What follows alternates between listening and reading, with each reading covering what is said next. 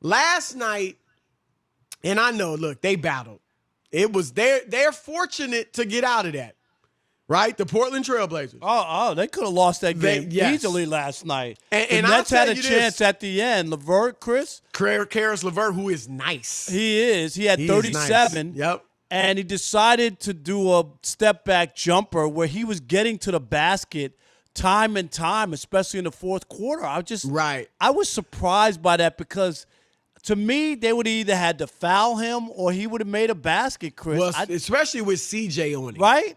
No. Now, CJ did a good job. Obviously, he's smaller, but he did a good job of kind of staying in front of LeVert.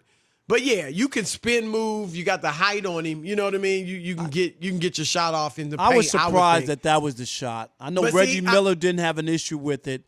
But I just thought he was getting to the paint and the basket. He was. I think this is what happened, though, Rob. I think had it been – because they were in the playoffs already. They were playing for nothing, which is impressive because they went all out. You know, they didn't play like they didn't have anything on the line. But had they had something on the line, like had they, had to win to get in the playoffs or was it a playoff game, I think they probably call timeout, right? Figure it out. And set up a play. Or I do think LeVert probably goes to the hole and tries to get a better shot. I think, they were playing with house money. You know what I mean? No, they just did what they did. Yeah. But great game. And Damian Lillard, had they lost, he would have got some criticism. There's no doubt. Of course, I was on with Skip and Shannon today. Skip definitely would have criticized him. But you really, I don't know how you could really find fault with what he did, even had they lost.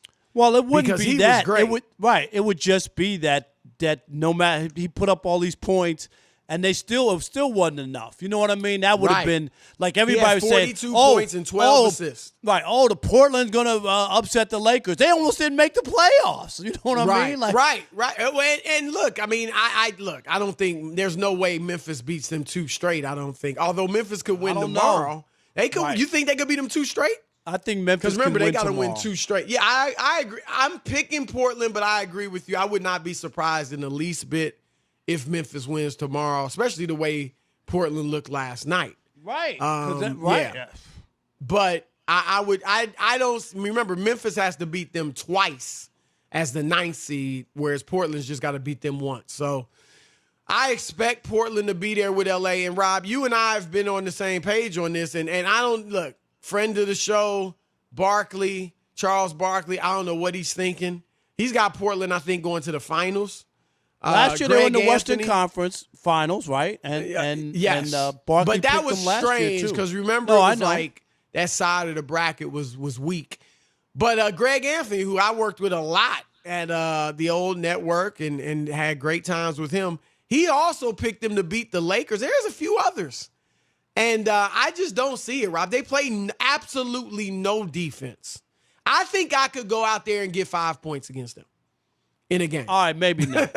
Let's not get crazy. You just had a fresca. I think getting up the court 2 or 3 times would wear me out at this stage. But, no, they play no defense. And Karis LeVert, as good as he is, he ain't LeBron James, nor is he Anthony Davis.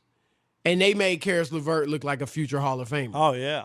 So I just can't see them stopping L.A. 4 times. 4 times? I think they'll get a couple games, Rob. Yeah, I'm with you. I don't see it. I know everybody, that's the upset special. Oh, the matchup. I keep hearing all these basketball people, especially on social media, the fans, oh, yeah, And I don't know if it's just that they want LeBron to lose or they really think – do you know what I mean? Prisoners of the moment. You say it all the time. I mean, I think the Lakers haven't looked good in the bubble. If this was the whole year, then yeah, you would think the Blazers were better. You think a lot of teams were better. But this is just, I mean, the Clippers haven't won much. The Bucks haven't won much. But that win over Denver was good for the Clippers, I think. Yeah. But I'm just saying, like, you know what I mean? I don't think you can overreact to the bubble, is what I'm saying. But, we'll see. But you were impressed with the Nets. I am impressed. Just that they just keep, for whatever reason, they're missing 2 big stars from injury, KD and Kyrie. And more than that. Right? Spencer Dinwiddie, who's not a star, but right. he's And they out. just keep playing and And I really believe, and Chris, when they add those two pieces next year, watch out East and watch out NBA Finals, because I like what they have put together. I know a lot of players' roles are going to change when you add two dynamic, big-time stars together. But if they can get people to buy in as to what they already do, everybody moves back 2 slots, strengthen the bench, have guys who can come in. They can score a lot, the Nets. And I think, and I said this after they got Kyrie and KD, and after Paul George and Kawhi went to the Clippers, I said it, and I think it's documented on my Twitter, but I said Clippers win the championship in 2020 and the Nets win it in 2021. And now I'm going to stick with that, because I think that team adding 2 stars, Chris, is going to be a problem. Look, on paper, they look like the best team in the East. On paper, I would take them over Milwaukee. Boston's good. They got more, they've got a nice group of 4 guys that are, close to all-star level. Toronto obviously is tough, but star power? Who in the East, Rob's got 2 nobody legitimate, I would say Durant's obviously a superstar, and Kyrie is right there. And all 2 guys who've won championships. I mean, when you add all that to the mix of been there, done that, it's hard. It's hard to not look at them and not think, if those guys are healthy, Chris, that they're going to be in the championship mix. Well, I'll say this. If they win it, and this should be, they should be motivated anyway, and I'm sure they are. But something, Rob, for both of them, and even though they've won championships, what it would do for each of their legacies, each of Durant, and yes, we respect him. He was the best player in Golden State. He won 2 rings. But, we know the deal, right? But if he wins in Brooklyn, who hasn't won a championship before, who he is the number 1 guy, there's no doubt about it, that takes his legacy to a whole nother level. And then for Kyrie, even though he hit arguably the biggest shot in NBA history, he was the second guy. And so if he wins with Durant, I think that changes a ton for Kyrie too.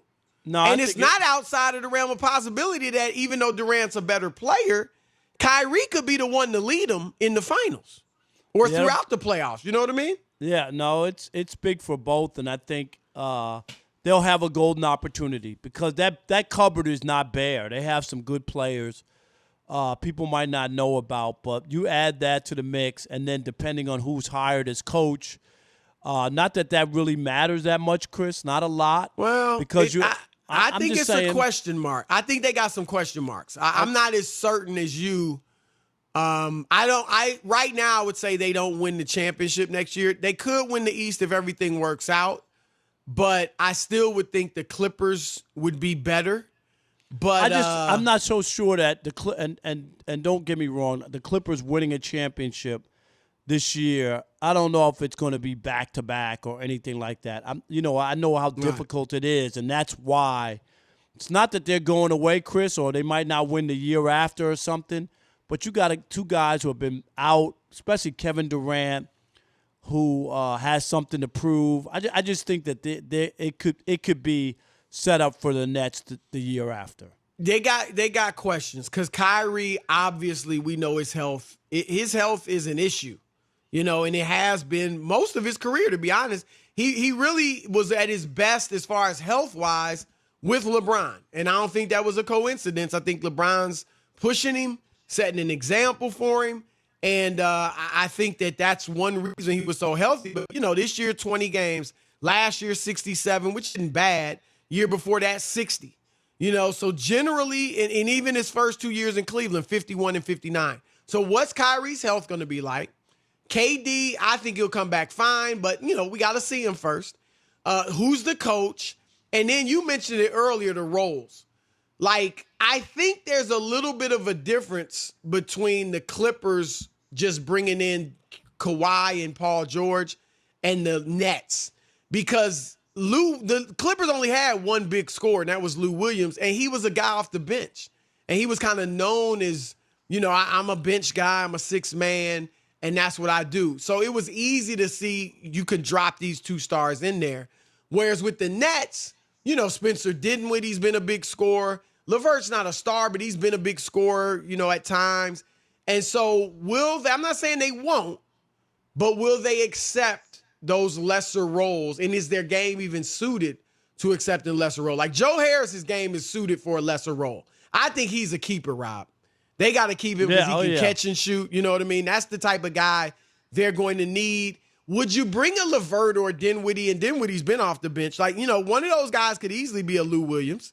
So it's just a matter of they got to work these things out. But on paper, the only reason I think they're going to be stacked.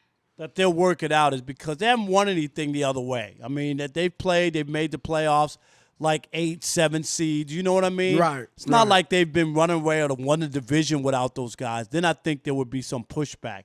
So I think if everybody buys in, they can have a chance to win. I think Jared Allen's going to be a nice fit with those two, too. The big man, finish at the rim, play some defense. So, yeah, I like him a lot, too. All right.